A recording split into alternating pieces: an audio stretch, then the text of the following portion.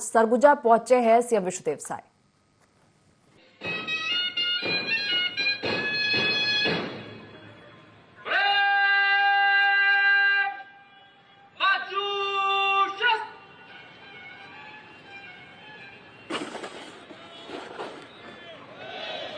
Parade command श्रीमान Mayank Mishra 2022 batch civil engineer के आप छात्र और नवोदय विद्यार्थी के उत्कृष्ट विद्यार्थी के रूप में 2 वर्ष आपने सऊदी अरब में अपनी सेवा दी और बाद में देश भावना को जागृत करते हुए आपने IPS ज्वाइन किया। बेहतरीन एक व्यक्तित्व आपके के साथ ही समस्त जनमान के दिल में आपने अहम अपनी जगह बनाई और प्रशिक्षु IPS परेड कमांड श्रीमान मयंक मिश्रा आमंत्रण हेतु तैयार।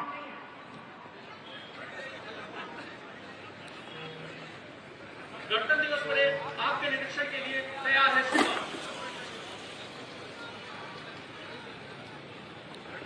परेड कमांडर द्वारा सादर आमंत्रण दिया गया माननीय मुख्य अतिथि महोदय को परेड के निरीक्षण के लिए से माननीय मुख्य अतिथि महोदय के वाहन को चालन करते हुए श्री गंगाराम टोप्पो जी प्रधान आरक्षक 715 और माननीय मुख्य अतिथि महोदय अपने वाहन पे आसीन, साथ ही कलेक्टर सरगुजा श्री विलास भोसकर सर और साथ ही पुलिस अधीक्षक सरगुजा श्री योगेश पटेल सर और parade in command Shri Mayank Mishra ji सनय सनय वाहन परेड निरीक्षण की ओर चलता हुआ आज के हमारे इस 76वें गणतंत्र दिवस जिला स्तरीय में जो मुख्य अतिथि हैं वो माननीय मुख्यमंत्री छत्तीसगढ़ शासन श्री विष्णुदेव साय जी।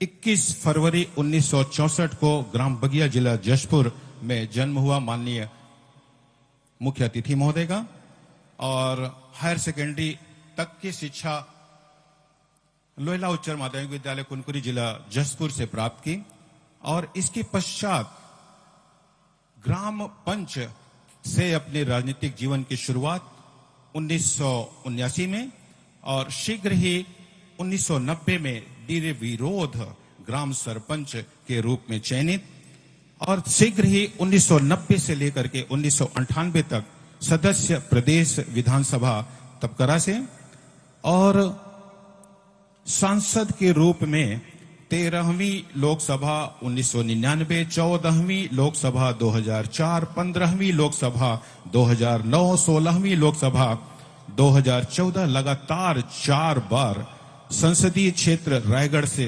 प्रतिनिधित्व किया। प्रदेश अध्यक्ष के रूप में 2006, 2011, 2020 में अपनी सेवाएं दी। केंद्रीय राज्य मंत्री 2014 से 2019 तक और इसके साथ ही राष्ट्रीय कार्य समिति सदस्य 2 बार 2 दिसंबर 22 और 8 जुलाई 23 से अपनी सेवाएं दी और वर्तमान में प्रदेश के मुख्यमंत्री छत्तीसगढ़ दादाजी सरदार स्वर्गीय बुधनाथ साय जी सन 1947 से 1952 तक विधायक मनोनीत हुए थे। बड़े पिताजी स्वर्गीय नरहरि प्रसाद साय जी 2 बार विधायक और केंद्रीय संचार राज्य मंत्री भारत सरकार रहे सांसद के रूप में और बड़े पिताजी स्वर्गीय केदारनाथ साय जी 1967 से 1972 तक तपकरा विधानसभा का प्रतिनिधित्व किया। इस तरह से पूरा परिवार जन सेवा में शुरुआत से ही जुड़ा रहा है आजादी के समय से ही और उसका ये प्रतिफल माननीय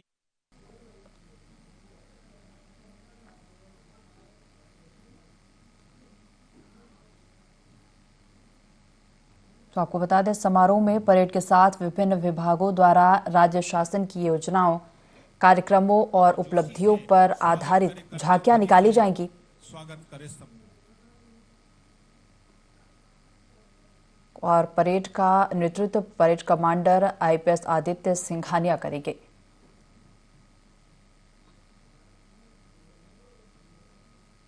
तो तस्वीरें इंदौर से देख रहे हैं आप। गणतंत्र दिवस समारोह में शामिल होने के लिए सीएम डॉक्टर मोहन यादव पहुंचे हैं। नेहरू स्टेडियम में यह समारोह आयोजित किया जा रहा है।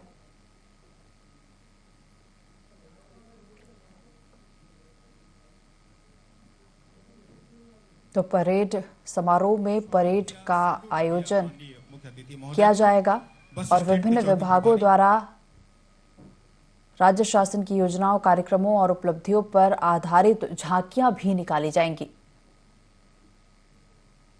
तो इस परेड में सीमा सुरक्षा बल के साथ ही विशेष सशस्त्र बल, जिला पुलिस आदि प्लाटून शामिल होंगे और साथ ही बैंड भी परेड में शामिल होगा। तो देश भर में आज गणतंत्र दिवस की धूम है और सीएम डॉक्टर मोहन यादव भी इंदौर के नेहरू स्टेडियम में आयोजित गणतंत्र दिवस के कार्यक्रम में शामिल होने पहुंचे हैं और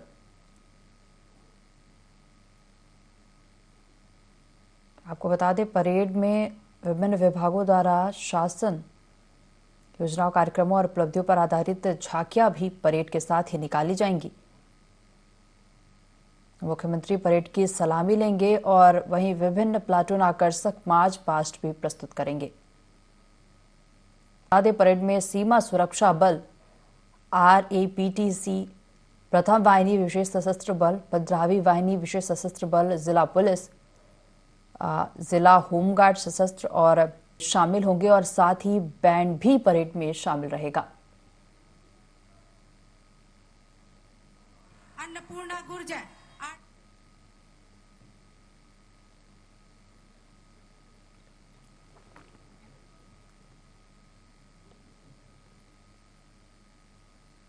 इंदौर में आयोजित गणतंत्र दिवस समारोह में शामिल होने के लिए सीएम डॉक्टर मोहन यादव इंदौर के नेहरू स्टेडियम पहुंचे हैं और कार्यक्रम में शामिल हुए।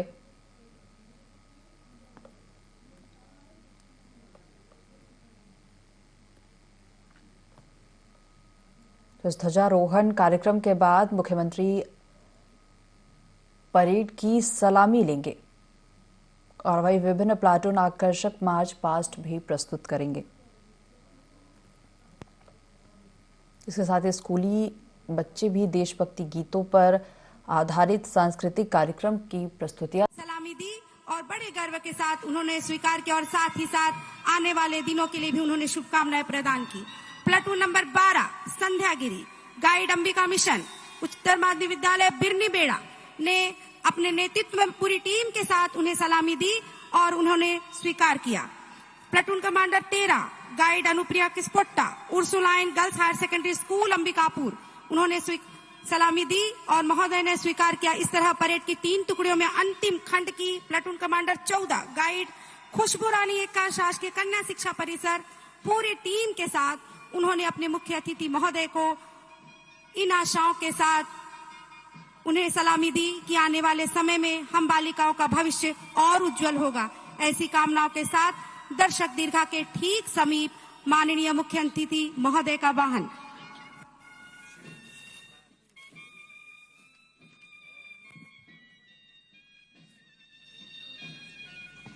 छिहत्तरवें गणतंत्र दिवस की थीम स्वर्णिम भारत, विरासत और विकास, समृद्ध विरासत और विकास यात्रा का उत्सव मना रहा है संपूर्ण भारत। और सने सने माननीय मुख्य अतिथि महोदय का वाहन दर्शक दीर्घा की ओर से गुजरता हुआ विशिष्ट दर्शक दीर्घा की ओर और विशिष्ट दर्शक दीर्घा से उन शहीदों के परिजनों की दीर्घा जिन्होंने हंसते हंसते अपने प्राणों की आहुति दे दी इस देश के लिए। और इसके पश्चात अति विशिष्ट दर्शक दीर्घा की ओर सने सने माननीय मुख्य अतिथि महोदय का वाहन। देखो आज सजी है महफिल अमन चाहने वालों की, भारत माता के चरणों में शीश चढ़ाने वालों की।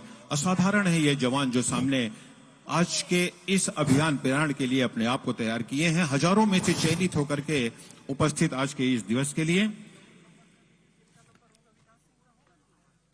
अली सरदार जाफरी की वो पंक्तियां, गरजती हैं तोपे गरजने दो इनको, दुहुल बज रहे हैं तो बजने दो इनको, जो हथियार सस्ते हैं सजने दो इनको, बढ़ेंगे अभी और आगे बढ़ेंगे। उत्तरोत्तर प्रगति के नवीन सोपान गढ़ता हुआ मेरा भारत आज पूरे विश्व पटल पे अपनी ख्याति अर्जित कर रहा है। वसुधैव कुटुंबकम के सिद्धांत पर जिया मेरा भारत, यह नीलकंठ ऐसा नीलकंठ जिसने स्वयं विष पीकर पूरे विश्व को अमृत दान दिया। विश्व में आज हमारे भारत की गौरव गाथा गूंज रही है। हमें गर्व है अपने पहचान पर और गर्व है कि हम सब हिंदुस्तानी शांति, प्रेम, शिक्षा को सर्वोत्तम स्थान लिए मेरा भारत आकाश सा बलवान और यह धरती अत्यंत धैर्यवान और हमारा इतिहास हमारे मस्तक पर लिखा जा रहा है। हम कामना करते हैं कि आज यह हमारा भारत सत्यम शिवम सुंदरम और कभी वंदे मातरम तो कभी ठुकराए लोगों की शरणा स्थली बन जाता है। और ऐसी कामना के साथ हमारे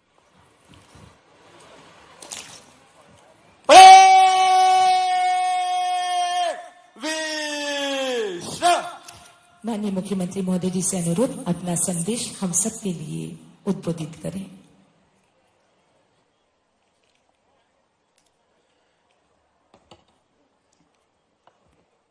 मेरे प्यारे प्रदेशवासियों, भारत के 76वें गणतंत्र दिवस के मंगल अवसर पर आप सबको हार्दिक बधाई एवं शुभकामनाएं। आज राष्ट्र के जन गण मन में देशभक्ति और देश के लिए गर्व का भाव सशक्त हो रहा है। यशस्वी प्रधानमंत्री श्रीमान नरेंद्र मोदी जी के नेतृत्व गुण के फलस्वरूप यह संभव हुआ है। आज संपूर्ण विश्व में भारत की गरिमा और साख बढ़ रही है। गणतंत्र दिवस की वर्षगांठ पर राष्ट्र की स्वतंत्रता के लिए शहीद राष्ट्रभक्तों और ज्ञात अज्ञात सेनानियों के चरणों में विनम्र श्रद्धांजलि। आज संविधान निर्माताओं के प्रति भी कृतज्ञता ज्ञापित करने का दिन है। संविधान सभा में मध्य प्रदेश के महू नगर में जन्मे बाबा साहब डॉक्टर भीमराव अंबेडकर जी की प्रारूप समिति के अध्यक्ष के नाते अविस्मरणीय भूमिका रही है। हमारा संविधान गौरव और स्वाभिमान के साथ हमें अपने अधिकारों और कर्तव्यों का बोध भी कराता है।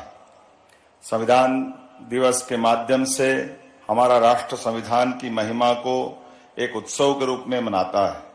गणतंत्र दिवस की वर्षगांठ पर यह बताते हुए प्रसन्नता है कि एक वर्ष में प्रदेश के चहुमुखी विकास के साथ प्रदेश की जनता के हित में जन सहयोग से जो कार्य हुए हैं उनसे मध्य प्रदेश विकसित राज्य के रूप में पहचान बना रहा है। यशस्वी प्रधानमंत्री श्रीमान नरेंद्र मोदी जी की मंशा अनुसार विकसित भारत के लिए विकसित मध्य प्रदेश की हमारी यात्रा निरंतर चल रही है।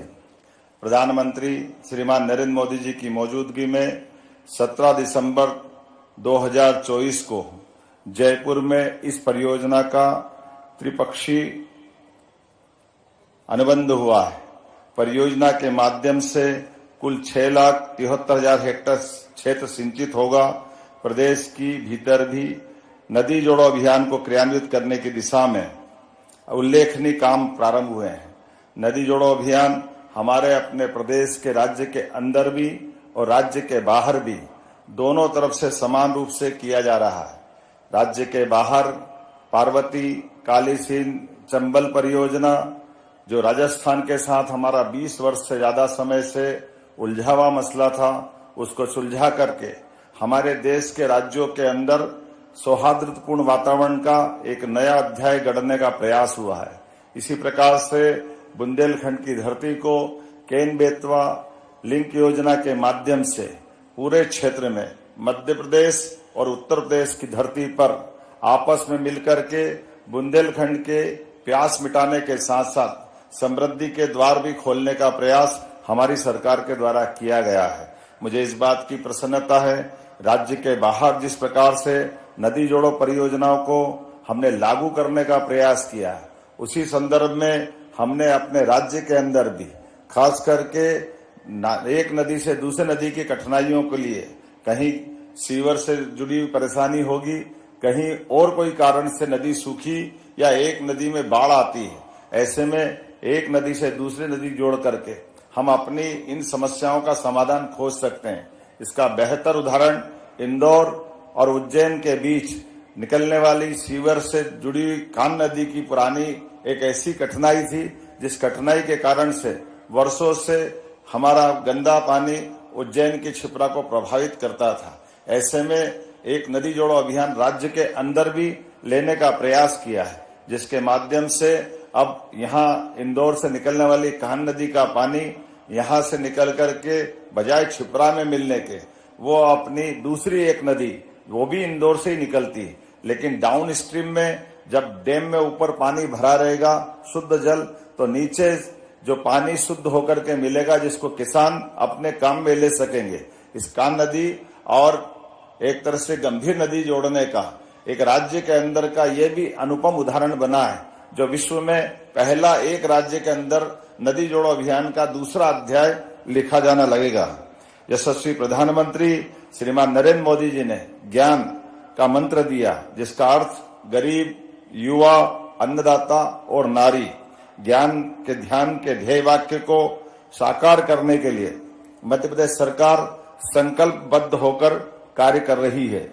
इस मंत्र की सिद्धि में मध्य प्रदेश सरकार ने 4 मिशन युवा शक्ति, गरीब कल्याण, किसान कल्याण और नारी सशक्तिकरण प्रारंभ करने का निर्णय किया है। स्वामी विवेकानंद युवा शक्ति मिशन का शुभारंभ राष्ट्रीय युवा दिवस के अवसर पर किया गया है। यह मिशन युवाओं के स्वप्न साकार होने का माध्यम तो बनेगा ही, साथ ही समाज में सकारात्मक और अपेक्षित परिवर्तन लाने के लिए भी प्रेरित करेगा।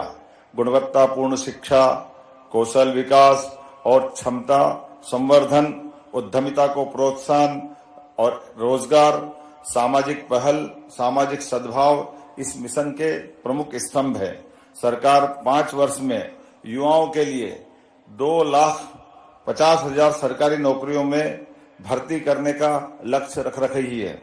युवा खिलाड़ियों के लिए प्रदेश के सभी 55 जिलों में खेल स्टेडियम निर्माण करने का निर्णय हमारी सरकार के द्वारा लिया गया है।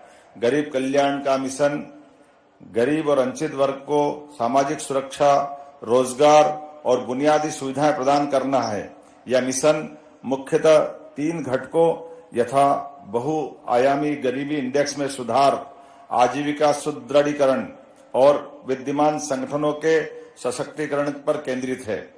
आदरणीय प्रधानमंत्री जी के नेतृत्व में गरीबों के पक्के घर का सपना प्रधानमंत्री आवास योजना से साकार हो रहा है।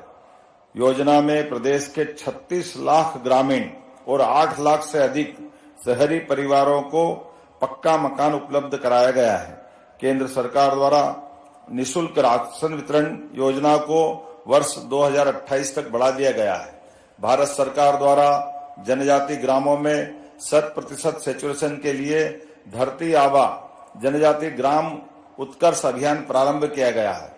इस अभियान में मध्य प्रदेश के 51 जिले के 267 विकास खंडों के 11,000 से अधिक ग्रामों में निवासरत 18,58,000 जनजाति परिवारों की 93,23,000 आबादी को लाभान्वित करने का लक्ष्य रखा गया है। अभियान में 18 विभागों अथवा मंत्रालयों की 25 से अधिक जनहितैषी योजनाओं को चिन्हांकित करते हुए 5 वर्ष के लिए कुल वित्तीय प्रावधान 79,000 करोड़ का करने का योजना बनी है।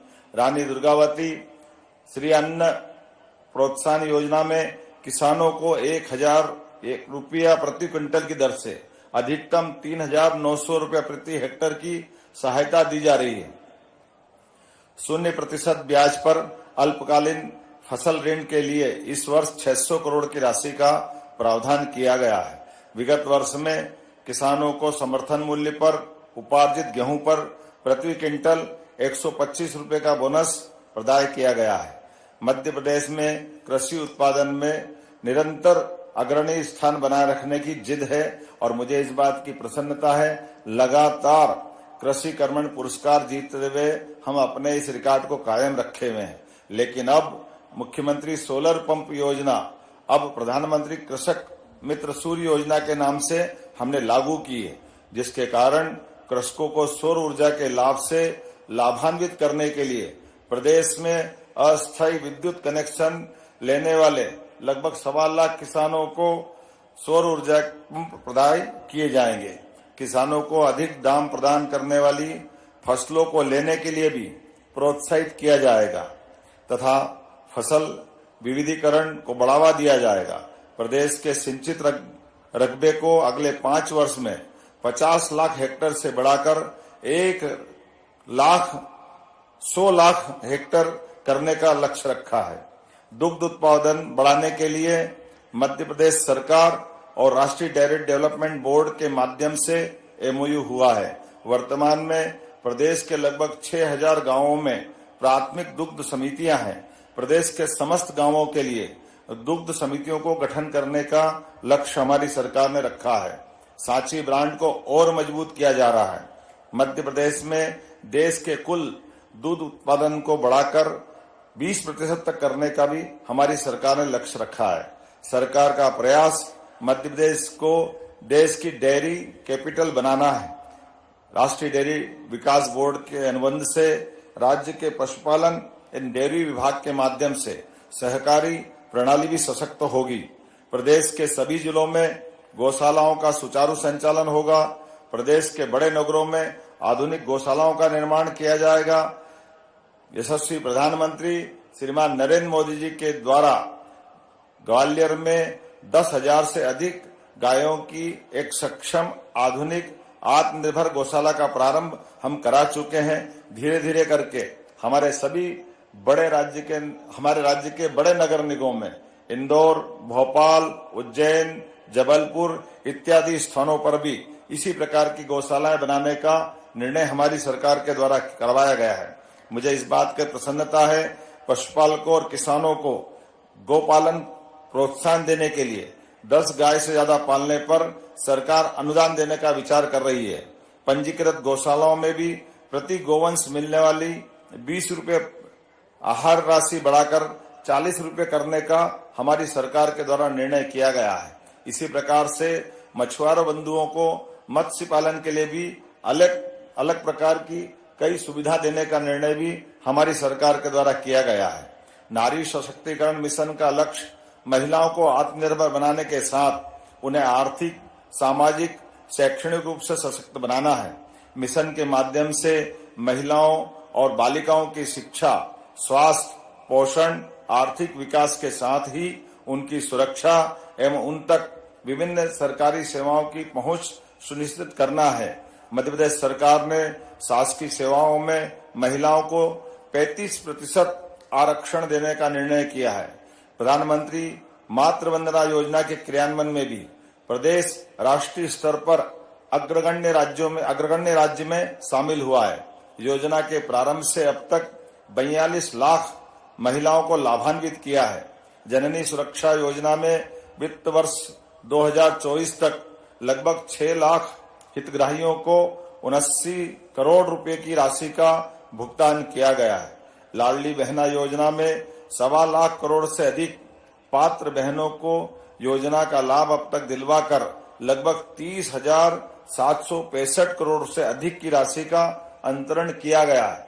प्रदेश में 89 लाख से अधिक महिलाओं को निःशुल्क गैस कनेक्शन प्रदान किए गए हैं। प्रदेश की 26 लाख लाडली बहनाओं को 450 रुपए गैस सिलेंडर की रिफिलिंग के लिए और 2024 में 715 करोड़ से अधिक की राशि का भी अंतरण किया गया है। प्रदेश में 1 लाख से अधिक लखपति दीदियां बनी हैं। महिला श्रम पर आधारित उद्योगों, विशेष रूप से रेडीमेड गारमेंट्स इंडस्ट्री में प्रति महिला श्रमिक 5,000 रुपए के मान से प्रोत्साहन राशि देने का निर्णय हमारी सरकार के द्वारा किया गया है। प्रदेश सरकार महिला स्व सहायता समूह को जन आंदोलन बनाने के लिए प्रतिबद्ध है। वर्तमान में 25 लाख महिलाएं स्व सहायता समूह से जुड़ी है। यह संख्या 4 वर्ष में 50 लाख तक बढ़ाई जाएगी। प्रदेश के 313 विकास खंडों में वृंदावन ग्राम योजना में एक ग्राम वृंदावन के रूप में विकसित किया जाएगा। प्रदेश में ग्रामीण जिलों में जल गंगा संवर्धन अभियान को अच्छी सफलता मिली है। इस अभियान को प्रत्येक वर्ष आयोजित करने का निर्णय हमारी सरकार के द्वारा किया गया है। वर्ष 2025 को उद्योग और रोजगार वर्ष घोषित किया गया है। अब तक उज्जैन, जबलपुर, ग्वालियर, सागर, रीवा, नर्मदापुरम और शहडोल में संपन्न 7 रीजनल इंडस्ट्री कॉन्क्लेव में निवेश के कई महत्वपूर्ण प्रस्ताव प्राप्त हुए हैं। मुंबई, बेंगलुरु, कोयम्बटूर, कोलकाता और पुणे में रोड शो आयोजित किए गए हैं, जिनके माध्यम से 1 लाख करोड़ से अधिक के निवेश और भोपाल में खनन कॉन्क्लेव में 20,000 करोड़ से निवेश के प्रस्ताव, यूके, जर्मनी के माध्यम से 78,000 करोड़ से रुपयों के अधिक निवेश के प्रस्ताव, संयुक्त प्रयासों से अब तक 4,17,000 करोड़ रुपए से अधिक के निवेश, जिसमें लगभग 4 लाख से अधिक युवाओं को रोजगार के अवसर प्राप्त होंगे।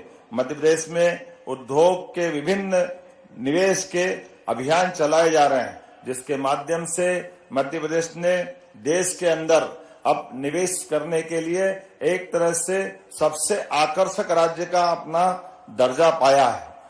भोपाल में आगामी 24-25 फरवरी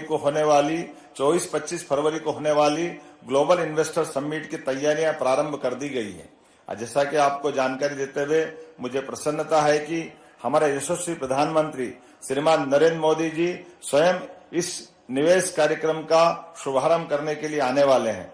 मध्य प्रदेश में गत 1 वर्ष से औद्योगिक विकास और निवेश संवर्धन के निरंतर प्रयास हम चला रहे हैं, जिसके माध्यम से युवाओं को अपनी बौद्धिक क्षमता के साथ साथ स्किल डेवलपमेंट के माध्यम से बड़े पैमाने पर रोजगार के अवसर प्रदान किए जाएंगे। मध्य प्रदेश जन विश्वास बिल पास कर उक्त अधिनियम में 5 विभागों के 8 अधिनियमों के माध्यम से 64 उपबंधों का गैर अपराधीकरण किया गया है।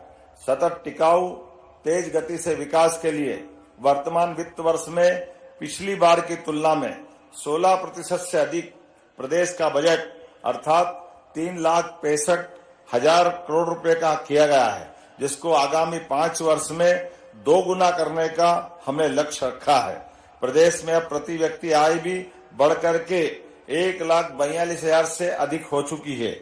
ई पंजीयन, ई स्टाम्पिंग के माध्यम से संपत्ति की रजिस्ट्रेशन करने का नया अभियान प्रारंभ किया है, जिसके माध्यम से 2024 में राजस्व महाअभियान के माध्यम से लगभग 30 लाख, द्वितीय चरण में लगभग 50 लाख राजस्व प्रकरणों का भी निराकरण किया गया है। यशस्वी प्रधानमंत्री श्रीमान नरेंद्र मोदी जी ने मध्य प्रदेश में स्वामित्व योजना में 88% कार्य पूरा होने की सराहना की है। हाल ही में प्रधानमंत्री जी ने इस योजना में मध्य प्रदेश के 15,63,000 से अधिक हितग्राहियों को ई संपत्ति कार्ड वितरित किए हैं। मुझे इस बात की प्रसन्नता है कि आज आधुनिक और बेहतर शिक्षा के लिए हमने हर क्षेत्र में पीएम श्री एक्सीलेंस कॉलेज के आधार पर युवाओं को अपने सभी प्रकार की शिक्षा अपने जिले में मिले, ये अभियान हमने प्रारंभ किया है। मध्य प्रदेश में परंपरागत तकनीकी व्यावसायिक पाठ्यक्रम आधारित विश्वविद्यालयों का उनके कार्यक्षेत्र के अलावा भी कई और रोजगार परक कोर्स चालू करने के लिए भी प्रेरित किया जा रहा है। नागरिकों को स्वास्थ्य सेवा उपलब्ध कराने के लिए 17 शासकीय 13 निजी मेडिकल कॉलेज का संचालन प्रारंभ कर रहे हैं। मुझे इस बात की प्रसन्नता है कि एक तरफ 2003-04 में प्रदेश में केवल 5 मेडिकल कॉलेज थे, लेकिन एक ही वर्ष में हमने 3 मेडिकल कॉलेज चालू करते हुए आज की स्थिति में 30 मेडिकल कॉलेज आज हमारे मध्य प्रदेश में संचालित हो रहे हैं। मुझे इस बात की प्रसन्नता है, आने वाले 2 वर्षों में हम लगभग 24 मेडिकल कॉलेज और देने वाले हैं, अर्थात देश के अंदर मेडिकल कॉलेज की स्थापना में हम सबसे अग्रगण्य भूमिका निभाने के लिए आगे बढ़ रहे हैं। आयुष्मान भारत योजना में अब तक 4 करोड़ से अधिक आयुष्मान कार्ड वितरित कर मध्य प्रदेश देश में सबसे आगे है। इसी प्रकार से 70 वर्ष से अधिक आयु के बुजुर्गों को भी आयुष्मान योजना का लाभ दिलाने में मध्य प्रदेश सबसे आगे है। मुझे इस बात की प्रसन्नता भी है कि मध्य प्रदेश देश में सबसे पहले एयर एम्बुलेंस चालू करने वाले राज्यों की श्रेणी में आज अपनी एक विशेष पहचान बना के खड़ा हुआ है। हाल ही में 2 दिन पहले हमारी एयर एम्बुलेंस के बलबूते पर हमने न केवल शरीर के अंगों का प्रत्यारोपण कराने का एक नया रिकॉर्ड बनाया है, बल्कि गरीबों के प्रति हमारी भावनाओं को प्रकटीकरण का यह उदाहरण भी माना है, जिसके माध्यम से एयर सुविधा, एयर एम्बुलेंस के माध्यम से हम हर गरीब के जीवन को बचाने में अपनी सरकार का सब कुछ देने के लिए तैयार है। मुझे इस बात की भी प्रसन्नता है, एक तरफ जब एलोपैथिक कॉलेज हम बढ़ा रहे हैं, उसी समान दृष्टि से हम आयुर्वेदिक चिकित्सा महाविद्यालय को भी लागू करने की दिशा में आगे बढ़ रहे हैं। मुझे इस बात की प्रसन्नता है, पिछले वर्ष हमारी सरकार ने 11 नए आयुर्वेदिक मेडिकल कॉलेज खोलने की निर्णय की घोषणा की थी, जिसमें से 5 महाविद्यालय में निर्माण कार्य की प्रशासकीय स्वीकृति भी हमने जारी कर दी है। 1 वर्ष के अंदर ये 11 ही मेडिकल कॉलेज हमारे मध्य प्रदेश के लिए शुरुआत की तरफ अपने कदम बढ़ाएंगे। मुझे इस बात की भी प्रसन्नता है, जल जीवन मिशन में प्रदेश के ग्रामीण अंचलों में नल से जल की सभी सुविधाएं उपलब्ध कराने का लगातार प्रयास हमारा चल रहा है। प्रदेश के 17,000 से ज्यादा ग्रामों में सभी घरों में जल कनेक्शन दिए गए हैं। प्रदेश में लोक परिवहन, खास करके हमारा राज्य देश का एकमात्र राज्य था जिसका अपना राज्य परिवहन सरकारी व्यवस्था के अभाव में निजी व्यवस्थाओं के हाथों मजबूर था। मुझे इस बात की प्रसन्नता है, हमारी सरकार ने निर्णय किया है कि हम लोक परिवहन के प्रबंधन सरकार के माध्यम से कराते हुए सुदूर ग्रामीण से ग्रामीण, छोटे से छोटे स्थान तक भी इस परिवहन की व्यवस्था को सुचारू रूप से संचालित करते हुए आधुनिक व्यवस्थाओं के माध्यम से बड़े महानगरों को आधुनिक परिवहन की व्यवस्था के साथ साथ हम ग्रामीण लोक परिवहन के साधनों का भी उपयोग कराने जा रहे हैं। साथ ही साथ मेट्रो ट्रेन का मामला हो या इंदौर मनमाड रेलवे लाइन का मामला हो, भारत सरकार ने भी अद्वितीय रूप से मध्य प्रदेश का ध्यान रखते हुए हमारे लिए विकास के नए दरवाजे खोलने का काम किया है। भारत सरकार ने प्रदेश में राष्ट्रीय राजमार्ग परियोजनाओं की दृष्टि से भी 3,500 करोड़ की राशि स्वीकृत की है। इंदौर अकेले में 350 करोड़ की लागत से एलिवेटेड और कई सारे काम भारत सरकार के माध्यम से मंजूर हुए हैं। भोपाल कानपुर इकोनॉमिक कॉरिडोर 4 लेन में अपग्रेड करने की अनुमति मिली है।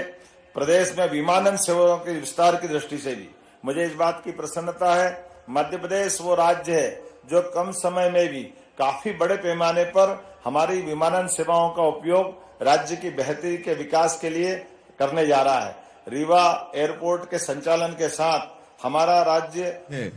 हमारी सरकार ने 1 साल पूरे कर लिए हैं। इस अवधि में हमने अधिकांश वायदों को पूरा किया है। कैबिनेट की पहली ही बैठक में हमने 18 लाख प्रधानमंत्री आवास की स्वीकृति दी। इन पर तेजी से काम हो रहा है। अपना घर जीवन का सबसे बड़ा सपना होता है। राज्य के लिए नए वित्तीय वर्ष हेतु 3 लाख अतिरिक्त पीएम आवास की स्वीकृति भी मिली है। इसके लिए मार्च तक सर्वे हो जाएगा। अब उन लोगों का भी पीएम आवास मिल सकेगा जिनके पास 2 व्हीलर है, उनको भी मकान मिल सकेगा। जिनके पास 2.5 एकड़ सिंचित जमीन है और 5 एकड़ तक असिंचित जमीन है, उनको भी मकान मिल सकेगा। जिनकी आय 15,000 रुपये मासिक है। प्रधानमंत्री शहरी आवास योजना 2.0 के अंतर्गत 1,32,000 हितग्राहियों को लाभान्वित करने राज्यांश का भी हमने अनुमोदन कर दिया है। हमें इस बात का संतोष है कि हम लाखों लोगों के गृह प्रवेश का माध्यम बन सके हैं।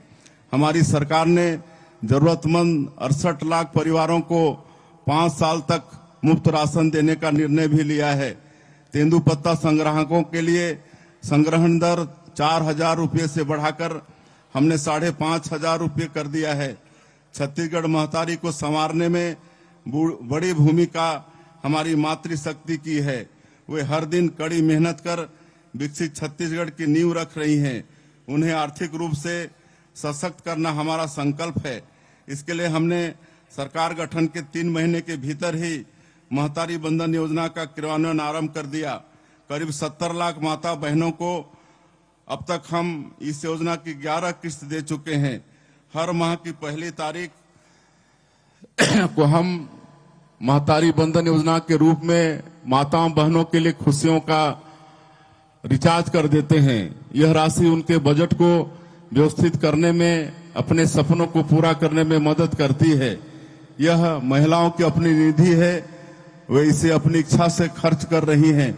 कोई बहन इससे बच्चों की पढ़ाई में लगा रही है, कोई निवेश कर रही हैं, कोई माँ अपनी हवाई यात्रा का सपना पूरा कर रही हैं। सारंगगढ़ के ग्राम दानसारा की माताएं बहनें अयोध्या धाम में श्री राम लला का मंदिर बनाने से अभिभूत थी। वे श्री राम का मंदिर अपने गांव में बनाना चाहती थी। सभी महिलाएं एकजुट हुई। महतारी बंधन योजना से मिलने वाली राशि और चंदा इकट्ठा करके प्रभु श्री राम का मंदिर बनवा रही हैं। हम महिला स्व सहायता समूह को रेडी टू ईट फूड का काम सौंप रहे हैं। पहले चरण में 5 जिलों से इस काम की शुरुआत करेंगे। प्राचीन काल में हमारा देश विश्व गुरु था। इसका कारण हमारी गुरुकुल शिक्षा प्रणाली थी। यह प्रणाली ज्ञान विज्ञान के साथ ही सांस्कृतिक मूल्यों की भी शिक्षा विद्यार्थियों को देती थी। अंग्रेज जब भारत आए तो उन्होंने महसूस किया कि भारत में राज करने के लिए बहुत जरूरी है कि भारतीयों में हिंसा की भावना भर दी जाए।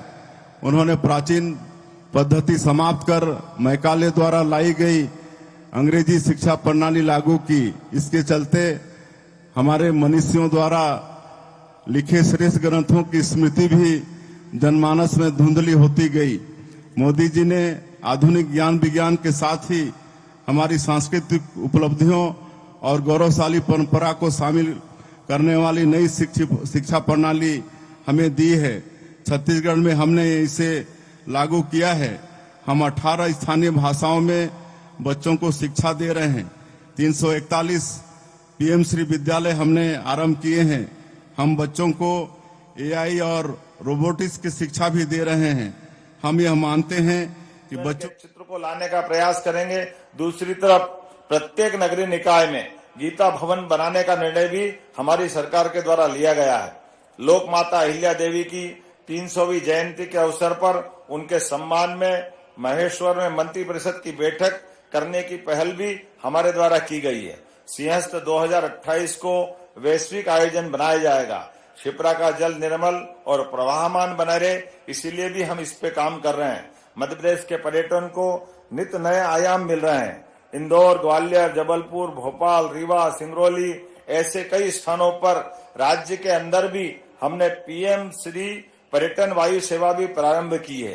प्रदेश में टाइगर रिजर्व की संख्या भी लगातार हम बढ़ाने का प्रयास कर रहे हैं। मध्य प्रदेश टाइगर और लेपर्ड स्टेट के नाते साथ अब चीता स्टेट भी बन गया है।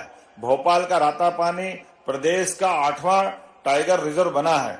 मुझे इस बात की भी प्रसन्नता है, एक तरफ हम जनहितैषी योजनाओं को लागू कर रहे हैं, उसी प्रकार प्रशासनिक दक्षता की दृष्टि से भी हम जिला, विकास खंड, तहसीलों और अनुविभागों के पुनर्गठन के उद्देश्य से प्रशासनिक पुनर्गठन आयोग का गठन भी करते हुए इस दिशा में काम कर रहे हैं। नागरिकों को मद्य निषेध के लिए जागरूक किया जा रहा है। यह कार्य समाज और सरकार दोनों के स्तर होने पर ही सफलता मिल सकती है। राज्य सरकार ने इस क्रम में प्रदेश के धार्मिक नगरों में शराबबंदी का निर्णय किया है। मुझे इस बात की प्रसन्नता है। इस संबंध में साधु संत, सामाजिक संगठन, सभी लोगों के दिए गए सुझाव पर हमने ये कदम उठाया है। मां नर्मदा के तट के दोनों किनारों पर शराबबंदी पूर्ववत लागू रहेगी। इस ऑफिस सिस्टम प्रशासनिक प्रबंधन को पेपरलेस बनाने की दिशा में भी हमने महत्वपूर्ण कदम उठाए हैं। कानून व्यवस्था की मजबूत स्थिति के लिए राज्य सरकार सजग और सक्रिय है। डिजिटल अरेस्ट जैसे नए अपराधों को रोकने के लिए जन जागृति अभियान भी चलाया जा रहा है। साइबर डेस्क के माध्यम से साइबर अपराधों के विरुद्ध कदम उठाए जा रहे हैं। राज्य को वर्ष 2026 तक नक्सल मुक्त बनाने की रणनीति पर भी कार्य किया जा रहा है। औपनिवेशिक मानसिकता के स्थान पर लोकतांत्रिक व्यवस्थाओं के सुदृढ़ीकरण और जनता को राहत देने के लिए लागू किए गए 3 नए आपराधिक कानूनों के भी प्रभावी क्रियान्वयन में मध्य प्रदेश अग्रणी है। मुझे इस बात की प्रसन्नता भी है, हमारी सरकार ने तय किया है आने वाले 1 से 1.5 साल के अंदर हम अपने किसी भी जेल से किसी भी बंदी सरकार ने मेडिकल कॉलेज जांजगीर चांपा, कबीरधाम, मनेन्द्रगढ़ और गीदम में भवनों के लिए 1020 करोड़ रुपए का प्रावधान किया गया है। आपको याद होगा कि पहले पीएमटी की परीक्षाओं में एक पेपर अंग्रेजी का होता था। हमारे ग्रामीण पृष्ठभूमि और हिंदी माध्यम के अनेक प्रतिभाशाली परीक्षार्थी रूप से अपनी गवाही देकर के हॉस्पिटल में डॉक्टर रहेगा, बंदी जेल में रहेगा, न्यायालय अपने स्थान से चलता रहेगा। आधुनिक तकनीक के बलबूते पर हमने प्रदेश के अंदर इस व्यवस्था को लागू करने का निर्णय हमारे द्वारा किया गया है। इसी सिलसिले में पिछले दिनों मध्य प्रदेश में पहली बार इस संबंध की व्यवस्था लागू करने का निर्णय किया और मुझे इस बात की प्रसन्नता है, देश के अंदर पहली बार इस संबंध की व्यवस्था लागू करने वाला दर्जा भी मध्य प्रदेश ने पाया है।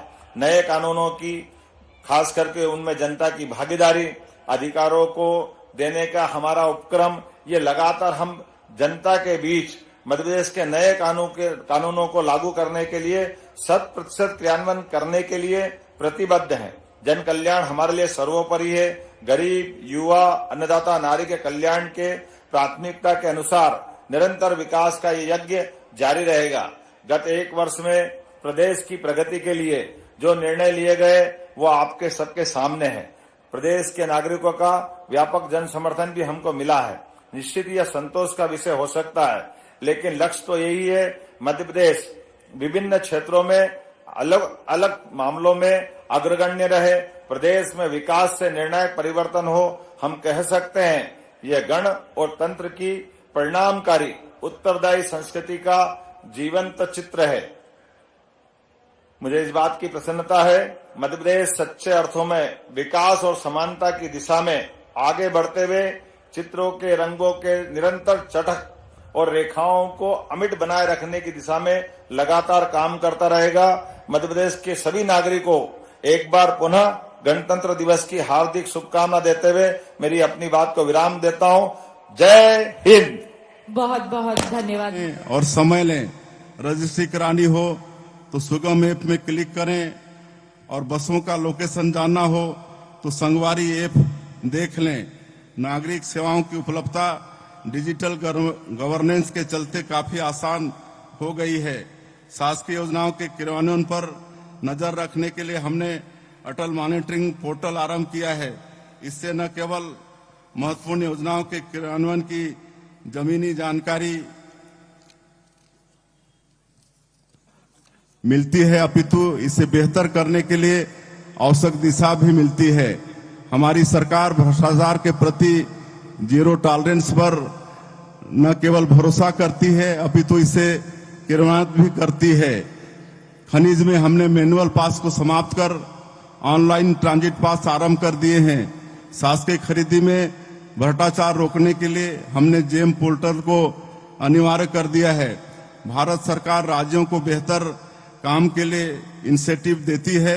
हमने जो सुधार छत्तीसगढ़ में किए उसके चलते केंद्र सरकार ने इंसेंटिव के रूप में राज्य को 4,400 करोड़ रुपए दिए हैं, जिन्हें हम इंफ्रास्ट्रक्चर पर खर्च करेंगे।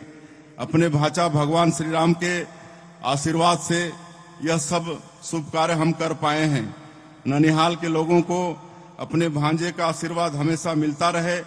भगवान श्री राम का आदर्श जीवन उनके भीतर शुभ संकल्पों के बीज बोता रहे। इसके लिए हमने पुण्य अयोध्या धाम के दर्शन के लिए श्री राम लला अयोध्या धाम दर्शन योजना आरंभ की है। अब तक 20,000 से अधिक श्रद्धालु इस योजना के माध्यम से श्री राम लला के दर्शन कर चुके हैं। हमारे प्रदेश की सांस्कृतिक संपदा समृद्ध है। जनजातीय संस्कृति की थाती संभालने वाले हमारे बैगा, गुनिया, सिरहा को हम लोग हर साल 5-5 हजार रुपए की सम्मान निधि दे रहे हैं। जनजातीय गांव में अखड़ा निर्माण विकास योजना हमने आरंभ की है। स्वतंत्रता संग्राम में हिस्सा लेने वाले हमारे जनजातीय सेनानियों और शहीदों की प्रतिमाएं उनके गांवों में लगाने का निर्णय लिया है। राजिम कुंभ का सुंदर आयोजन हमने पुनः आरंभ कराया है। देश भर से साधु संतों का समागम राजिम के त्रिवेणी संगम पर हो रहा है। प्रयागराज में 144 वर्षों बाद महाकुंभ का सुखद संयोग बना है। इस अवसर पर आयोजित कार्यक्रम में छत्तीसगढ़ के श्रद्धालुओं को सुविधा देने हमने 4.5 एकड़ में छत्तीसगढ़ पैवेलियन तैयार किया है। यहाँ प्रदेश के श्रद्धालुओं के ठहरने और खाने पीने की सुविधा हमने उपलब्ध कराई है। गांधी जी कहते थे कि भविष्य इस बात पर निर्भर करता है कि हम वर्तमान में क्या करते हैं। मुझे इस बात की खुशी है कि इस वर्ष जब हम छत्तीसगढ़ की स्थापना का रजत जयंती वर्ष मना रहे हैं, तब हमने विकसित छत्तीसगढ़ की यात्रा का रोड मैप तैयार कर लिया है। वर्ष 2047 में जब आजादी के 100 वर्ष पूरे हो जाएंगे, तब विकसित भारत के साथ ही विकसित छत्तीसगढ़ का भव्य स्वरूप हम सभी के सामने होगा। इस उद्देश्य को प्राप्त करने के लिए हमने विजन डॉक्यूमेंट भी तैयार किया है। हमारी सरकार ऐसी सरकार है जिसने 1 साल पूरे होने पर प्रदेश की जनता के समक्ष अपने 1 साल का रिपोर्ट कार्ड प्रस्तुत किया है। हमारे पास शुभ संकल्प है, सच्चाई है, ईमानदारी है और पुरखों की परंपरा से आई शक्ति है।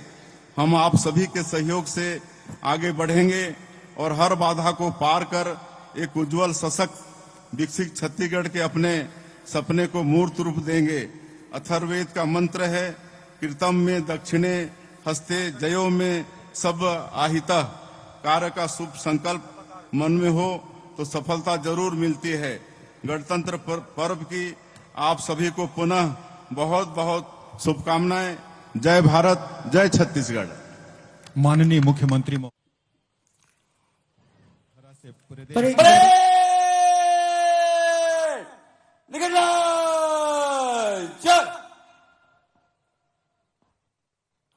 हमारे भारत के राष्ट्र ध्वज के 3 रंगों में समावेशित ये केसरिया, श्वेत और हरे रंग जो संस्कृति, शांति और समृद्धि का प्रतीक है, जो पूरे विश्व को व्योम मंडल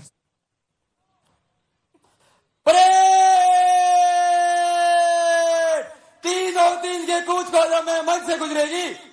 परेड निकलना चल।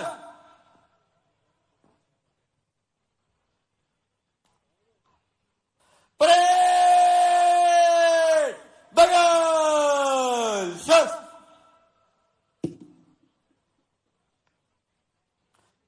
परेड 3 में दाहिने चलेगी। दाहिने मुड़।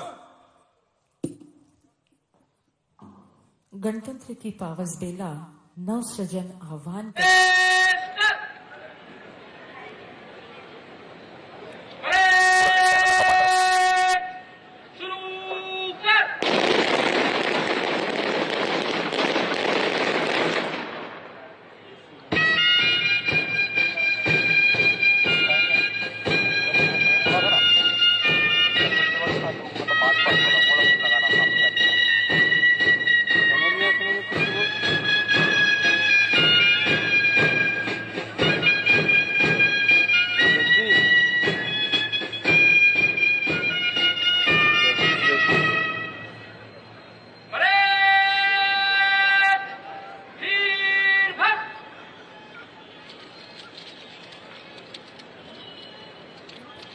सलाम करती गणतंत्र के जज्बे को मन में समाहित भव्य आकर्षक परेड की शुरुआत। परेड का नेतृत्व कर रहे हैं परेड कमांडर भारतीय पुलिस सेवा 2023 बैच के आदित्य सिंघारिया।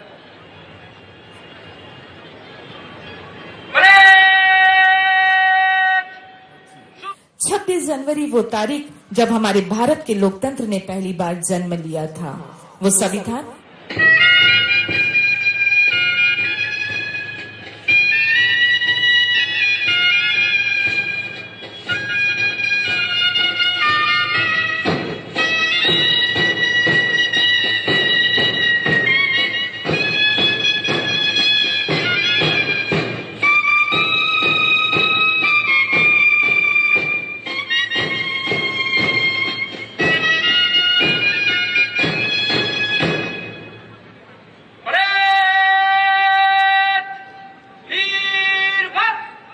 तीसरे और अंतिम हर्ष फायर में पूर्ण राष्ट्रध्वज बजेगी। आप सभी से निवेदन, कृपया अपने स्थल पे खड़े होकर के राष्ट्रध्वज का सम्मान करें और वर्दीधारी सैल्यूट करेंगे।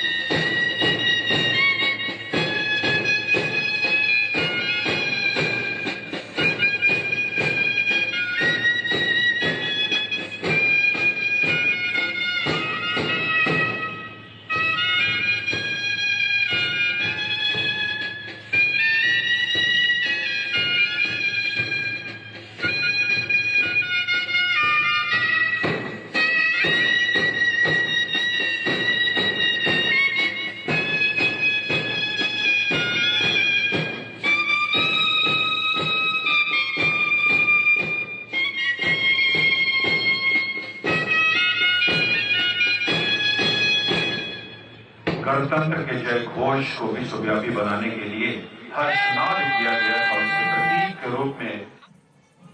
इसके ठीक पीछे है जिला पुलिस बल इंदौर उप निरीक्षक प्रदीप यादव जी के कुशल नेतृत्व में। ठीक पीछे आ रहा है नारी शक्ति जिला पुलिस बल इंदौर महिला उप निरीक्षक सीमा मुवेल के नेतृत्व में। तालियों की गूंज गुंजायमान होनी चाहिए। एक सुंदर भव्य आकर्षक परेड आपके सामने से गुजर रही है। जिला होमगार्ड बल सशस्त्र उप निरीक्षक दीपेश पाटीदार के नेतृत्व में मंच के सामने से गुजर रही है। इसके ठीक पीछे है जिला यातायात पुलिस बल सूबेदार राजेंद्र सिंह चौहान के कुशल नेतृत्व में मंच के सामने से सलामी देकर गुजर रहे हैं। इसके ठीक पीछे उप निरीक्षक कैलाश मार्सकोले के नेतृत्व में मंच के सामने से ध्वज और अतिथि को सलामी देता गुजर रहा है। इसके पीछे आ रही है देश की युवा पीढ़ी विशेष सैन्य दल अनिकेत मोदी के नेतृत्व में ये राष्ट्रीय कैडेट कोर का दल मंच के सामने से गुजर रहा है। इसके ठीक पीछे है शौर्य दल स्मिता सूर्यवंशी के कुशल नेतृत्व में ये मजबूत आत्म सशक्तिकरण भारत का परिलक्षण। इसके ठीक पीछे स्काउट का ये दल युवा पीढ़ी तरुण गंधवाने के कुशल नेतृत्व में ध्वज और अतिथि को सलामी देता गुजर रहा है। इसके ठीक पीछे है गाइड का ये दल अलीसा अब्बासी के कुशल नेतृत्व में ध्वज और अतिथि को सलामी देता हुआ मंच के सामने गुजर रहा है। इसके ठीक पीछे आ रहा है रेड क्रॉस मंतशा अब्बासी के कुशल नेतृत्व में अतिथि और ध्वज को सलामी देता हुआ गुजर रहा है। इसके ठीक पीछे आ रहा है सृजन आरती विश्वकर्मा सृजन का मंच के सामने से गुजरता हुआ। इसके ठीक पीछे है बीएसएफ बैंड सहायक उप निरीक्षक रवि कुमार का यह निर्देशन। सारे हिंदुस्तान हमारा खाकी कहा और क्षमा बांध दिया वतन की मिट्टी की सुगंध। ठीक पीछे है प्रथम वाहिनी का बैंड प्रधान आरक्षक वासुदेव नागर के निर्देशन में मंच के सामने से गुजर रहा है। इसके ठीक पीछे अश्वदल आ रहा है जिसने माननीय मुख्यमंत्री महोदय जी की अगवानी की। आम सिंह जी के नेतृत्व में यह हमारा अश्वदल मंच के सामने से गुजर रहा है। इसके ठीक पीछे हमारा वो वाहन संतोष कटारिया जी के द्वारा इस वाहन का चालन किया गया और माननीय मुख्यमंत्री महोदय जी को परेड का निरीक्षण करवाया गया।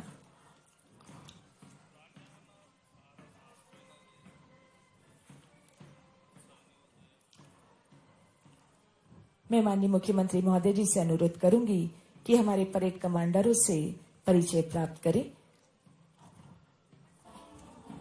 इसके पश्चात आपको लिए चलेंगे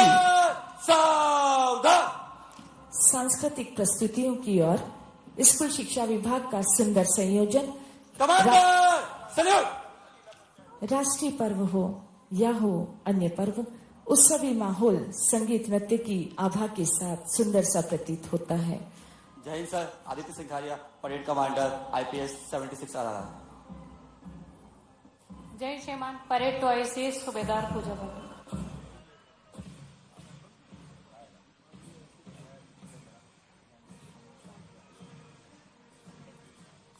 हमारे माननीय मुख्यमंत्री महोदय जी द्वारा परेड कमांडरों से परिचय प्राप्त किया जा रहा है। वीरता बलिदान और विकास के स्वर्णिम इतिहास के साथ देश के गणतंत्र होने का पावन दिवस, भारत अपने संविधान लागू होने के पावन दिन को, वो संविधान जिसने सभी को समानता का पाठ पढ़ाया, सभी को अधिकारों के साथ कर्तव्य का संयम बताया, जो कहता है मैं भारत का संविधान हूँ, मैं शक्ति का अमर गर्व हूँ, आजादी का विजय पर्व हूँ, मैं बलिदानों का चंदन हूँ, कर्तव्यों का अभिनंदन हूँ, लोकतंत्र का उद्बोधन हूँ, अधिकारों का संबंधन हूँ। विश्व के अनेक देशों के अच्छे सिद्धांतों का मिश्रण हमारा संविधान भारतवर्ष का प्राण है। हमारा गणतंत्र, हमारा पवित्र ग्रंथ महान है। समय के साथ पल्लवित पुष्पित होता हमारा गणतंत्र आज सशक्त पड़ाव पर पहुंच चुका है। माननीय मुख्यमंत्री महोदय जी द्वारा परेड कमांडरों से परिचय प्राप्त किया गया। इसके पश्चात मैं आपको लिए चलूंगी सांस्कृतिक प्रस्तुतियों की ओर। परेड कमांडर बड़े गर्व जोश के साथ अपने प्रदेश के मुखिया माननीय मुख्यमंत्री जी का अपना सावधान कमांडर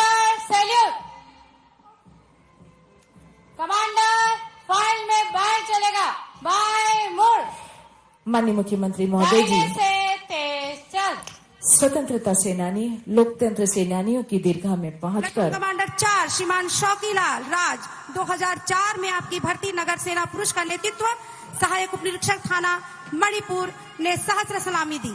और प्लाटून कमांडर 5 श्रीमती रंभा साहू 2005 उप निरीक्षक कोतवाली नगर सेना महिला का नेतृत्व कर रही हैं और उन्होंने सहस्त्र सलामी दी और उन्होंने स्वीकार किया। Platoon number 6 Siddharth Singh junior under officer सैनिक स्कूल अंबिकापुर RDC IGC में विशेष आपका कमांड, 4 नेशनल हॉकी प्लेयर इसमें शामिल, उन्होंने सलामी दी और उन्होंने स्वीकार किया।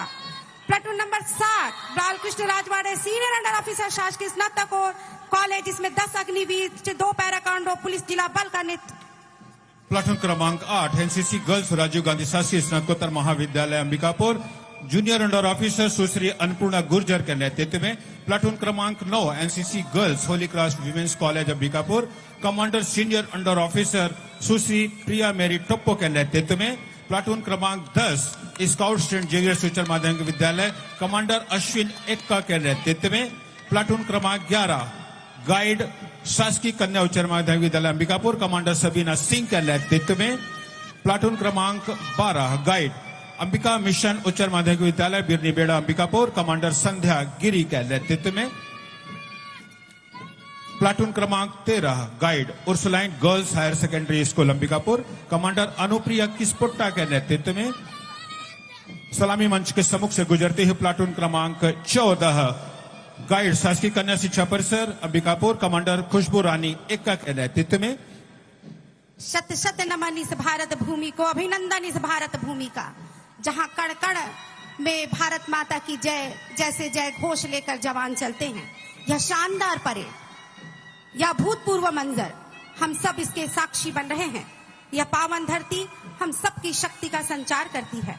अर्जुन शिवाजी जैसे वीर, जैसे लोग यहाँ के गुणों का हमारा संचार करती है। जहां उत्तर में नागराज हिमालय माँ के मुकुट संवारता है, तो दक्षिण की बात करूं तो रत्नाकर माँ के चरणों को धोता है। ऐसे ही वीर जवान, यूं ही हमारा भारत विश्व गुरु नहीं बना। आज लहरा रहा है हमारा परचम। आज सोने की चिड़िया नहीं, हमें सोने की बाज की आवश्यकता है। चलो आज हम फिर विकासी बने, देश हित के लिए काम करें। और परेडिंग कमांड मुख्य मंच के ठीक सामने अतिथि परिचय हेतु शामिल हो रहे और प्लाटून सैन्य सैन्य अपने कर्तव्य स्थल की ओर। भारत रत्न अटल बिहारी वाजपेयी की ये पंक्तियां। संगीत नृत्य मानव की कल्पना का अनुपम सौंदर्य है। नृत्य संगीत एक होकर आनंद से परमानंद हो जाता है। और हम आपको लिए चल रहे हैं स्कूली शिक्षा विभाग की सांस्कृतिक प्रस्तुति के लिए।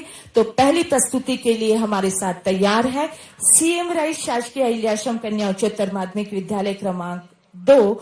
गणतंत्र के पावन पर्व पर आपके शुभ आगमन को, जनमानस की गरिमामय उपस्थिति को स्वागत के भावों के साथ, देशभक्ति भावों के समर्पण के साथ यह सुंदर प्रस्तुति लेकर आपके साथ उपस्थित हैं। आपके समक्ष हमारा CM राइस शासकीय अहिल्याश्रम कन्या उच्चतर माध्यमिक विद्यालय क्रमांक 2।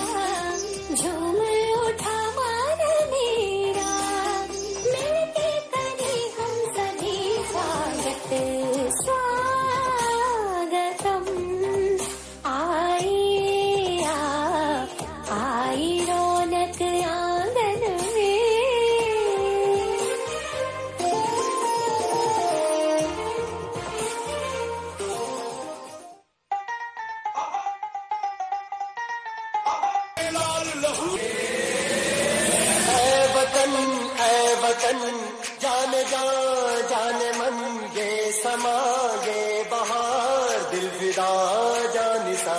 ऐ वतन जाने जा जाने मन ये समा ये बहार दिल फिदा जानिसा। जलवा तेरा जलवा तौबा मेरी तौबा, मेरी निगाहें करती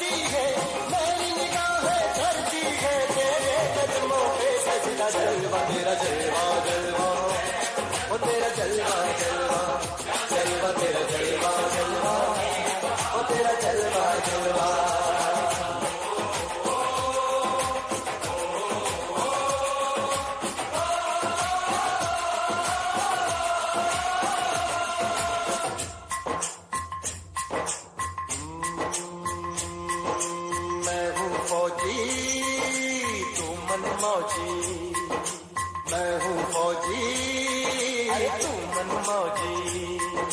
खूब मिले दीवाने तो जी, खूब मिले दीवाने।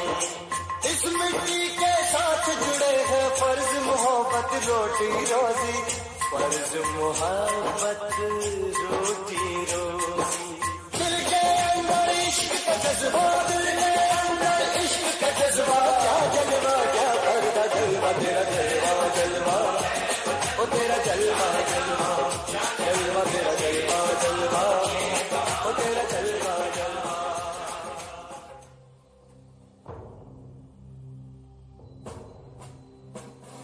सारे जहां से अच्छा हिंदुस्तां हमारा हमारा, सारे जहां से अच्छा हिंदुस्तां हमारा। हम बुलबुले हैं इसकी, ये गुलसितां हमारा हमारा, सारे जहां से अच्छा। बहुत सुंदर प्रस्तुति। बच्चों, आप लोग लाइनबद्ध होकर पीछे की ओर निकले और अगली प्रस्तुति के लिए आमंत्रित कर रही हूँ माँ उमिया पाटीदार कन्या विद्यालय राव के इस समूह को। बूंदों से बनता सागर, फसलों की धानी है चादर, देखा है हमने एकता अखंडता का सुंदर समा। भारत की समृद्ध संस्कृति और गौरवशाली इतिहास रहा है।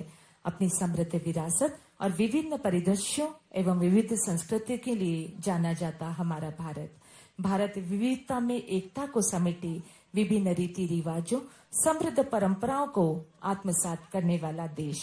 प्रस्तुत नृत्य भारत के विभिन्न प्रदेशों जम्मू कश्मीर, राजस्थान, गुजरात के प्रसिद्ध नृत्यों को प्रदर्शित कर पूरे भारत को एक सूत्र में पिरोकर अनेकता में एकता भारत की विशेषता को परिलक्षित करेगा। तो लीजिए, प्रस्तुत है माँ उमिया पाटीदार कन्या विद्यालय राव का यह नृत्य।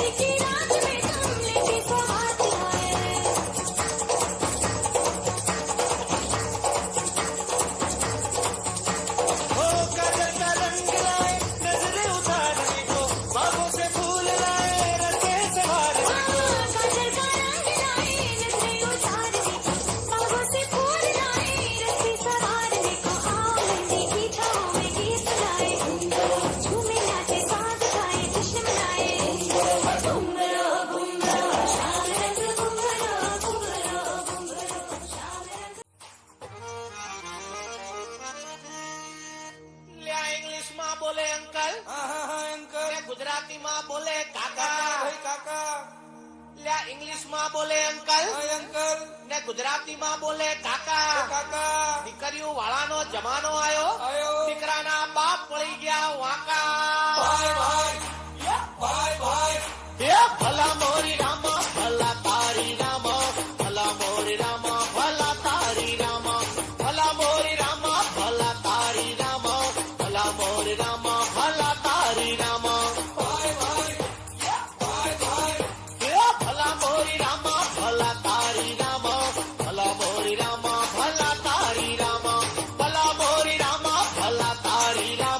भला तारी रामा, भला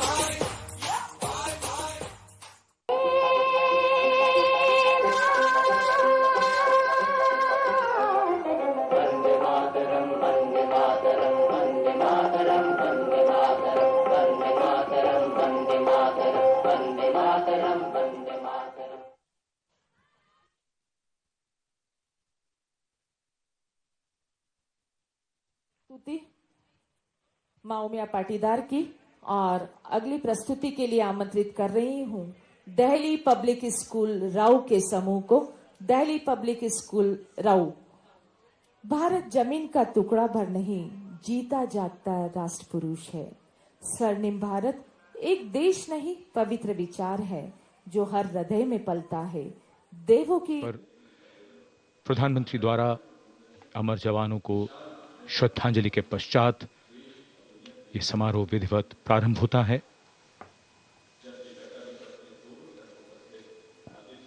अपने विचारों और मन के भावों को डिजिटल पुस्तिका में दर्ज करते माननीय प्रधानमंत्री, याद बहुत आते हैं वो, और हमेशा याद रहेगा उनका बलिदान।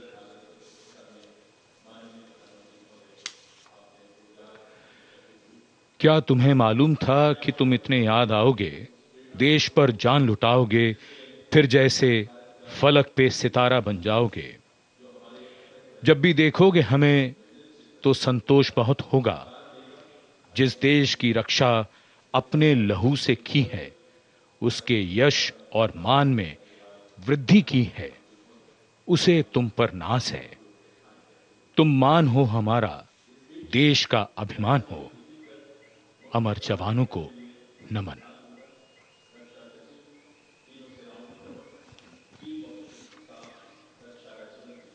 As the Prime Minister leaves the National War Memorial, the focus will now move to the saluting base, where after the arrival of the President of India, Srimati Draupadi Murmu, the celebrations and the parade will begin.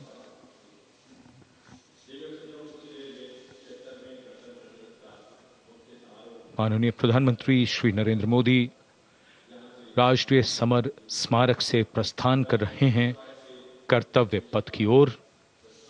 अब गतिविधियों का केंद्र बनने वाला है कर्तव्य पथ। 76वें गणतंत्र दिवस समारोह पूरी भव्यता के साथ कुछ ही देर में हम सबके सामने होगा।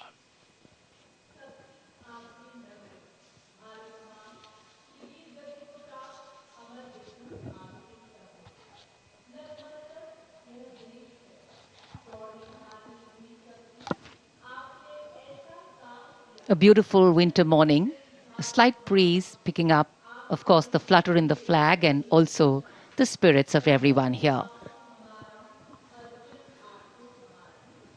देश के 76वें गणतंत्र दिवस के अवसर पर माननीय प्रधानमंत्री श्री नरेंद्र मोदी ने श्रद्धा सुमन अर्पित किए राष्ट्रीय समर स्मारक पर, और इधर रायसीना पहाड़ी पर स्थित भव्य राष्ट्रपति भवन से देश की राष्ट्रपति माननीय श्रीमती द्रौपदी मुर्मू और इस वर्ष के गणतंत्र दिवस के हमारे खास मेहमान इंडोनेशिया के राष्ट्रपति श्री प्रबोवो सुबियांतो के साथ समारोह पूर्वक प्रस्थान करेंगी कर्तव्य पथ की ओर। गणतंत्र मंडप राष्ट्रपति भवन का भव्य हॉल है, वहां से माननीय राष्ट्रपति महोदया प्रस्थान कर रही हैं। राष्ट्रपति महोदया के सैन्य सचिव मेजर जनरल रंजीत सिंह मनराल उनके ठीक पीछे बाईं ओर हैं, और दाहिनी ओर राष्ट्रपति के उप सैन्य सचिव ग्रुप कैप्टन अभय अरुण फनसलकर।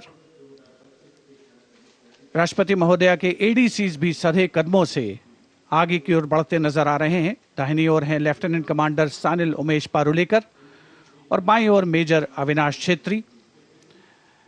देश की राष्ट्रपति माननीय श्रीमती द्रौपदी मुर्मू, उनके साथ इस वर्ष के गणतंत्र दिवस के मेहमान इंडोनेशिया के राष्ट्रपति श्री प्रबोवो सुबियांतो, राष्ट्रपति के सैन्य सचिव मेजर जनरल रंजीत सिंह मनराल, राष्ट्रपति महोदया के ठीक पीछे दाहिनी ओर और बाईं ओर राष्ट्रपति के उप सैन्य सचिव ग्रुप कैप्टन अभय अरुण फनसलकर। राष्ट्रपति महोदया को और मुख्य अतिथि को राष्ट्रीय सैल्यूट प्रदान किया जाएगा प्रेसिडेंट बॉडीगार्ड के द्वारा।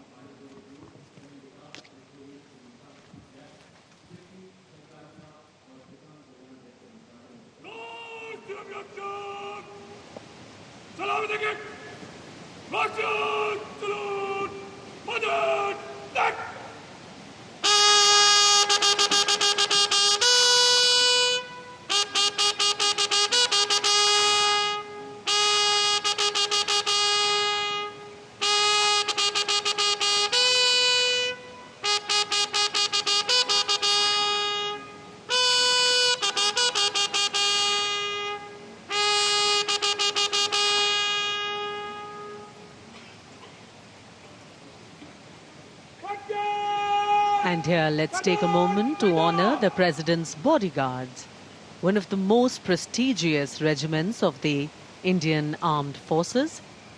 This elite cavalry unit, steeped in history and tradition, stands as a symbol of honor and pride. And here arrives the historic buggy.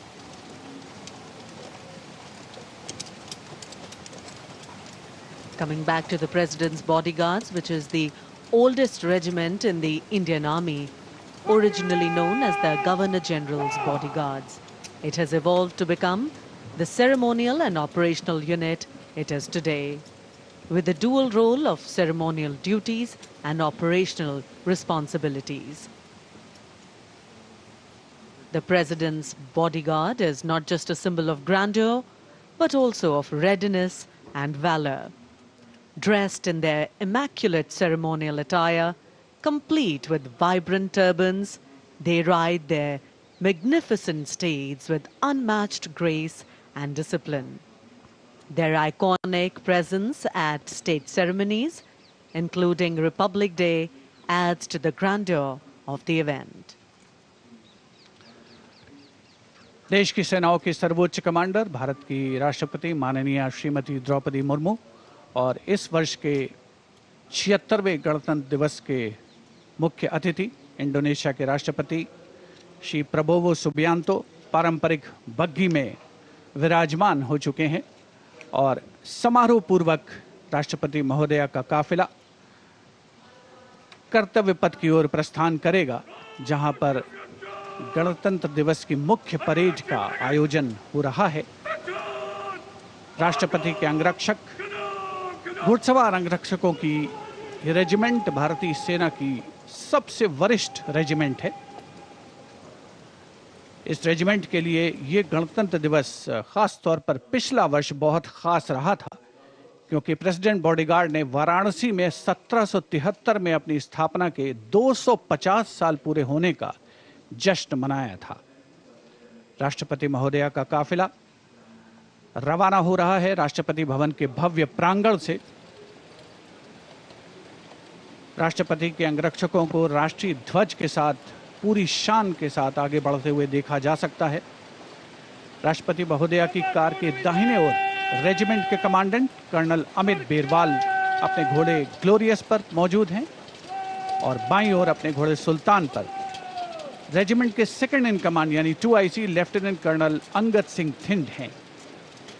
राष्ट्रपति जी की बग्घी की अगुवाई अपने घोड़े लॉन्ग स्ट्राइड पर नायब रिसालदार जितेंद्र कर रहे हैं। जयपुर कॉलम के आसपास पहुंचता हुआ राष्ट्रपति महोदया का काफिला कुछ ही समय के उपरांत कर्तव्य पथ पर पहुंचेगा। और इधर कर्तव्य पथ पर सलामी मंच के सामने दुनिया के सबसे बड़े लोकतंत्र के प्रधानमंत्री श्री नरेंद्र मोदी का आगमन हो रहा है। गणतंत्र के 75 वर्ष, संविधान के 75 वर्ष, हमारा गणतंत्र दिवस समारोह और आगमन कर्तव्य पथ पर प्रधानमंत्री श्री नरेंद्र मोदी का। रक्षा मंत्री श्री राजनाथ सिंह ने उनकी अगवानी की। रक्षा राज्य मंत्री, CDS और तीनों सेनाओं के अध्यक्षों से अभिवादन स्वीकार करते हुए और रक्षा सचिव प्रधानमंत्री की अगवानी करते हुए He greets people seated on either side, goes up to them, meets them, interacts with them. Republic Day greetings being exchanged.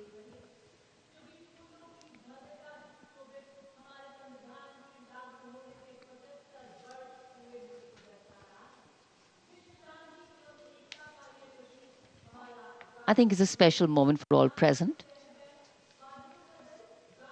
We do vote for our leaders, we elect them, but seeing them up close, well, that doesn't happen very often.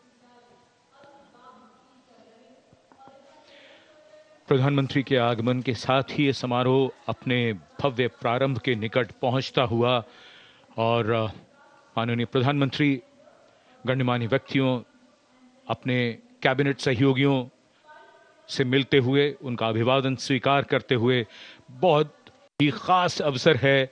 आज गणतंत्र के 75 वर्ष, संविधान के 75 वर्ष और हमारा ये 76वां गणतंत्र दिवस समारोह। दमकते चेहरों पर खुशी, संतोष और गौरव का भाव। And here we can see the Vice President is cockade, and behind them the cavalcade of the President of India. And strains of Shubh Rashtrapati ke Angrakshak on their magnificent bay and dark bay-colored mounts. The senior-most regiment of the Indian Army escorting the Supreme Commander of the Indian Armed Forces, the President of India, to the saluting base as India celebrates her 76th Republic Day.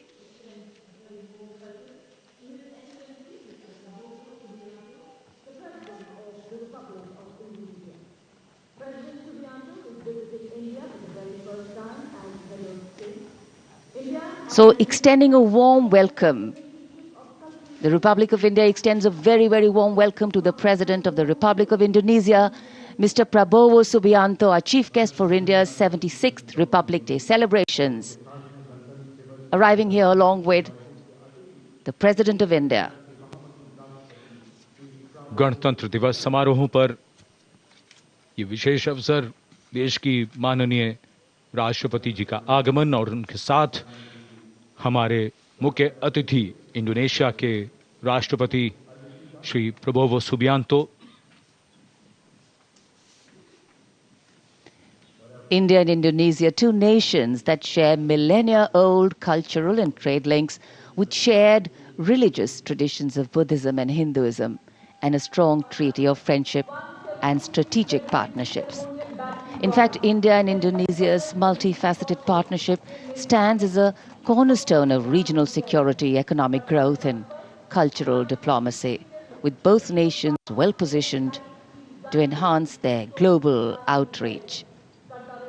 A beautiful day in the capital, and the welcome warmth of the sun echoing the warmth and friendship between the two nations. Bharat ने जब अपना पहला गणतंत्र दिवस मनाया था, तब भी इंडोनेशिया के राष्ट्रपति हमारे मुख्य अतिथि थे, और आज 75 वर्ष बाद ये एक सुखद संयोग है कि इंडोनेशिया के ही राष्ट्रपति भारत के इस गणतंत्र दिवस समारोह पर मुख्य अतिथि हैं। इस बार का समारोह संविधान के लागू होने के 75 वर्ष पूरे होने पर विशेष फोकस के साथ ही जन भागीदारी भी इस बार के समारोह के केंद्र में है। इस वर्ष समारोह का थीम स्वर्णिम भारत, विरासत और विकास है। So as a part of the special invitee,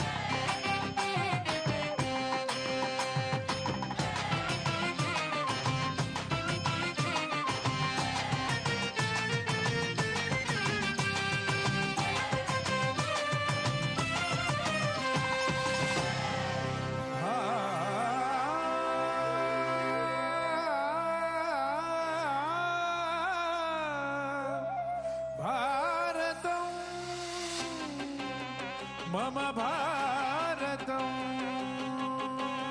देवभूमे नमो नमः वेदभूमे नमो नमः त्यागभूमे नमो नमः मातृभूमे नमो नमः नमो नमः नमो नमः जयति जय जय जयति जय जय जयति जय मम भारतम् ओ तेरी जय जय तेरी जय तेरी जय मम भारतम्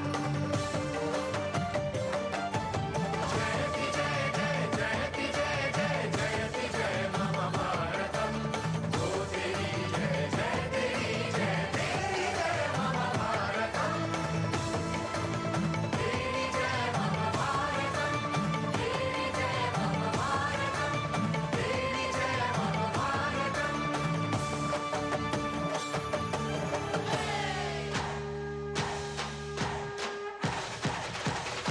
जयति जय जय जयति जय जय जयति जय मम भारतम् ओ तेरी जय जय तेरी जय तेरी जय मम भारतम् तेरी जय मम भारतम् तेरी जय मम भारतम् तेरी जय मम भारतम् तेरी जय मम भारतम्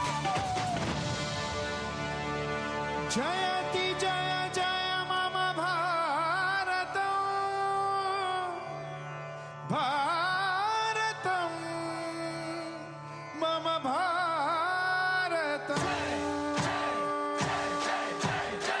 जयति जय मम भारतम् जयति जय जय जयति जय जय जयति जय मम भारतम् ओ तेरी जय जय तेरी जय तेरी जय मम भारतम् तेरी जय मम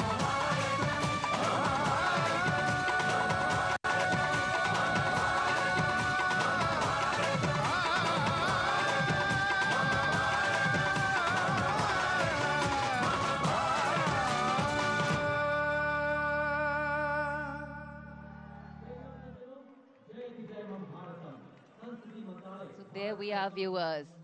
That was literally a running commentary, or rather a dancing commentary, on what living, life and tradition and culture in India are all about. Well, now that we've lulled your sensibilities into a world of music and melody, let us challenge your sights with gravity-defying and gravity-redefining feats by the daredevils of the Corps of Signals. गणतंत्र दिवस समारोह में अब रोमांच एक नई परिभाषा लिखने को तैयार है। कोर ऑफ सिग्नल्स के डेयरडेविल्स मोटरसाइकिल्स पर ऐसे करतब दिखाने को तैयार जिनकी कल्पना करना भी असंभव लगता है। डेयरडेविल टीम का नेतृत्व कैप्टन आशीष राणा कर रहे हैं। वो 3 साल से इस टीम को लीड कर रहे हैं और दूसरी बार गणतंत्र दिवस परेड में नेतृत्व संभाल रहे हैं।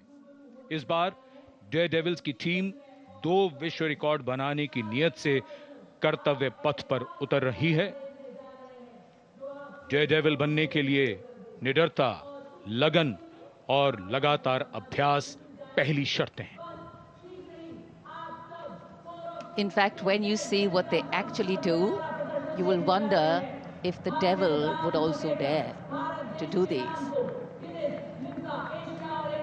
Indomitable courage, teamwork, today on display. Approaching the saluting base, we can see from the director of Rashtrapati Bhavan, the opening salute with a bullet wheelie, leading the Corps of Signal Daredevils team, today's parade, dynamic team captain, Captain Ashish Rana. And these are the 2 wheelies. What balance, what synchronization and what confidence. और 12 feet ऊंची सीढ़ी से salute का विश्व record बनाने महिला officer captain Dimple Singh Bhati. What a moment of pride for all these performers over here to be And now we can see the three-peak devil formation. Leading the formation, Naik Jayakumar, Naik SP Mangu and signalman Sanket, making a world record of the longest assisted handstand on Kartavya Path for the very first time.